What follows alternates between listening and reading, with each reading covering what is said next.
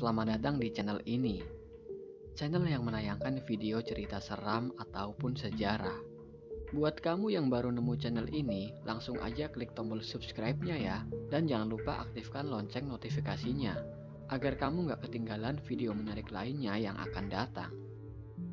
Di video kali ini, aku bakal bercerita tentang kejadian menyeramkan yang menimpa gadis cantik di suatu desa.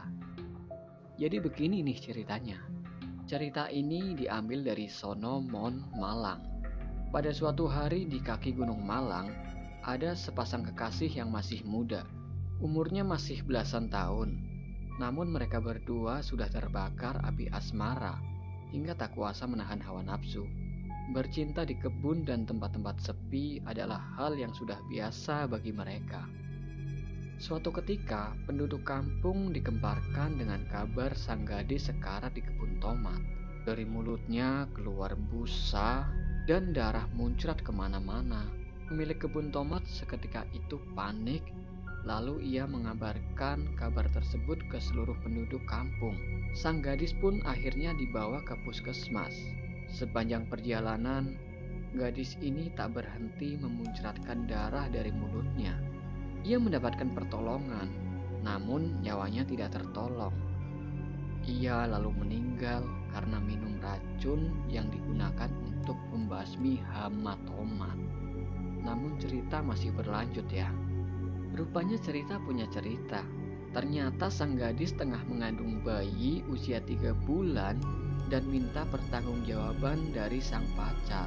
Tapi yang terjadi, sang pacar malah memutuskannya. Sang pacar takut menanggung malu dan sekaligus jadi beban pikiran kepada orang tuanya.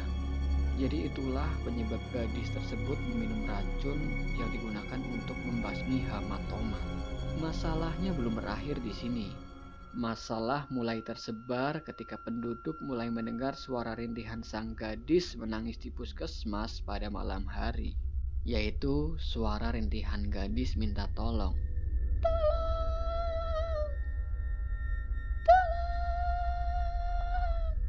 Ih, mengerikan. Beberapa penduduk yang kebetulan melewati puskesmas pada malam hari pun sering mendengar rintihan tersebut. Ketika melongok ke dalam melalui jendela, tidak ada siapapun di dalam puskesmas, dan suara itu pun mendadak hilang. Cerita tentang rintihan sang gadis di puskesmas pun tersebar luas, sehingga mengakibatkan orang-orang takut pergi ke puskesmas, apalagi kalau sendiri. Pernah suatu malam, seorang penduduk lewat puskesmas. Kemudian ia melihat sosok gadis dengan rambut acak-acakan menatapnya kosong dari balik kaca puskesmas. Yang kebetulan penduduk tersebut tidak menyadari bahwa yang di dalam puskesmas itu adalah sosok gadis yang bunuh diri. Maka ia pun mendekati jendela puskesmas dan menanyakan kondisi sang gadis. Hanya saja belum begitu dekat dengan jendela, sang gadis itu malah hilang begitu saja. Barulah si penduduk tersebut sadar kalau yang dilihatnya adalah sosok hantu gadis yang mati karena minum racun hama tomat.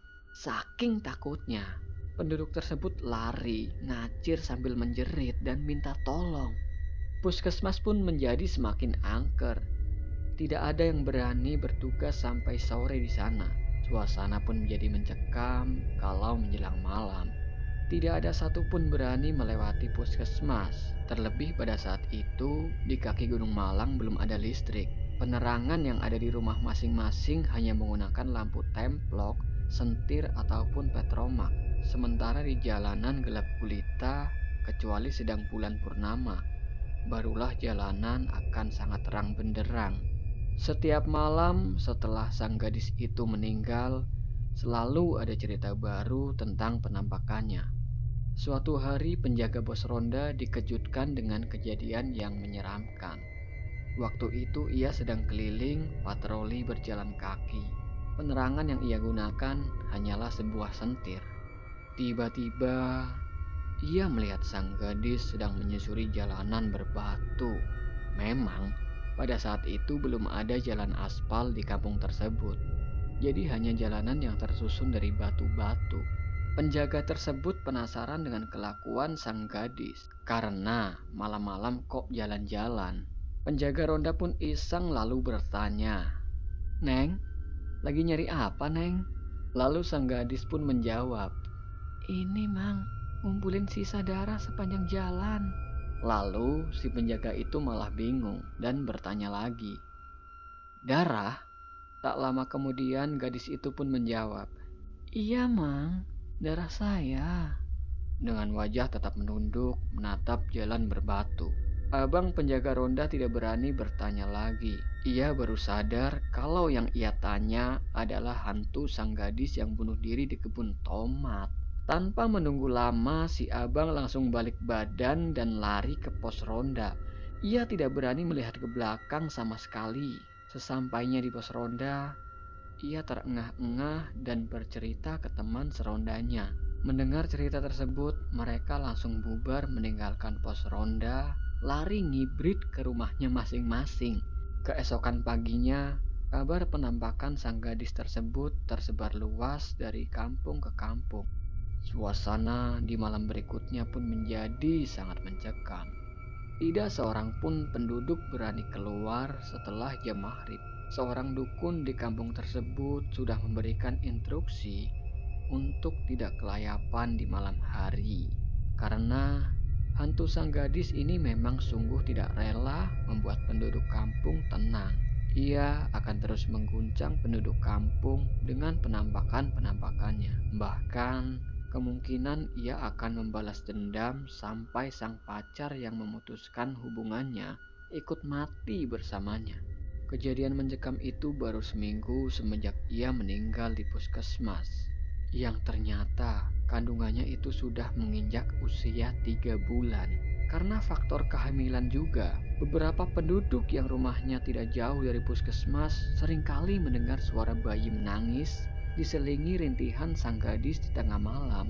Sementara suasana di kaki Gunung Malang, jika malam sudah tiba, itu sangat hening.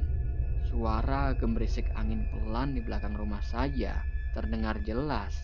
Apalagi suara rintihan dibarengi hujan rintik-rintik ataupun sayup-sayup lolongan suara anjing di kejauhan. Lebih horor lagi jika dari tengah hutan terdengar lolongan suara serigala. Dijamin semua penduduk kampung langsung menciut dan tidak berani tidur sendirian. Dari cerita-cerita menyeramkan inilah, dukun di kampung tersebut di mana gadis itu tinggal sudah memberikan tembok pembatas supaya si gadis tersebut tidak gentayangan lagi di kampungnya. Namun yang terjadi adalah hantu sang gadis gentayangan di kampung terdekat puskesmas dan juga kampung-kampung sepanjang jalan di mana ia dibawa dari kebun tomat ke puskesmas. Tembok pembatas adalah istilah dukun memberikan jampi-jampi, yaitu dengan menaburkan garam di sekeliling kampung dan juga memberikan air yang sudah diberikan kekuatan gaib. Sang dukun juga menghimbau kepada penduduk kampung agar masing-masing rumah diberikan tembok pembatas. Semua itu dilakukan agar terhindar dari kepenasaran arwah sang gadis. Karena sebagian kampung telah memberikan tembok pembatas, gadis itu pun masih saja bergentayangan, sehingga membuat malam semakin mencekam. Akhirnya gabungan para dukun dari beberapa kampung pun bersatu.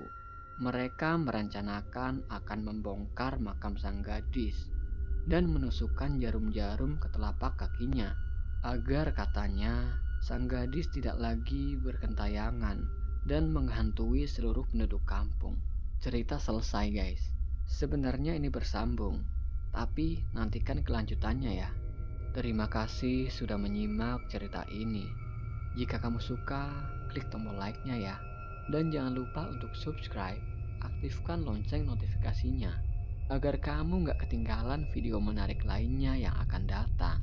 Saya Kakak Ros pamit, sampai jumpa di video berikutnya.